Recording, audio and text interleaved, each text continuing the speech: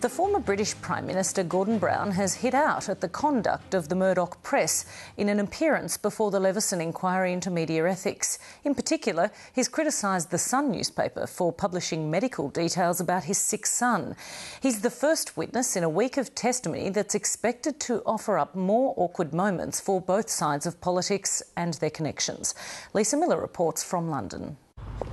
Gordon and Sarah Brown hadn't even told their own family their 4-month-old son had cystic fibrosis, but in 2006 it was splashed across the front of the Sun, a betrayal of trust that still haunts the former Prime Minister. And he again rejected any suggestion he'd approved it. Any mother or any father was presented with a choice as to whether a 4-month-old son's medical condition, your child's medical condition, should be broadcast on the front page of a tabloid newspaper, and you had a choice in this matter. I don't think there's any parent in the land would have made the choice that we are told we made. Just weeks ago, the former editor of the best-selling tabloid, Rebekah Brooks, vowed the story came from the father of another child suffering the same devastating diagnosis. Mr Brown was asked why his wife had kept up a close friendship with Rebekah Brooks, sending her notes of support, organising a pyjama party at Chequers, even throwing her a 40th birthday party. I think Sarah is one of the most forgiving people I know, and I think she finds the good in everyone. This is Mr Brown's first appearance at the Leveson inquiry, and his disdain for parts of the Murdoch empire was clear. He heaped scorn on James Murdoch and his approach to doing business in the UK. There was a point in 2008 and 2009 where, particularly with James Murdoch's speech in Edinburgh at the McTaggart lecture, when he set out an agenda which, to me, was quite breathtaking in its arrogance and its ambition.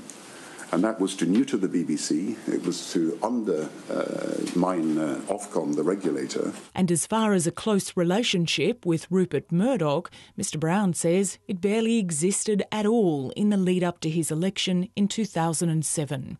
But the idea that I was influenced in what I did by Mr Rupert Murdoch's views is faintly ridiculous, because Mr Murdoch would have, if he had had the chance, persuaded us to leave the European Union, not just stay out of the euro. He probably would have had us at war with France and Germany.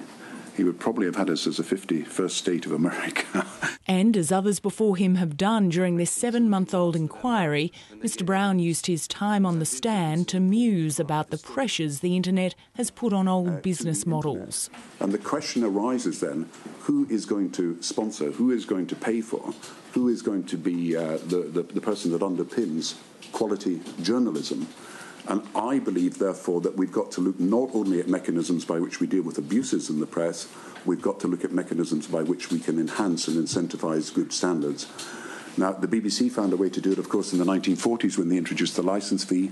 Perhaps that licence fee should be available for the internet and for publications that go beyond broadcasting. Gordon Brown is the first witness in a week that's heavy with senior public figures, culminating with the British Prime Minister David Cameron on Thursday.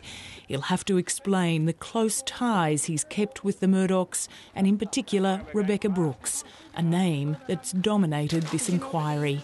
Lisa Miller, Late Line.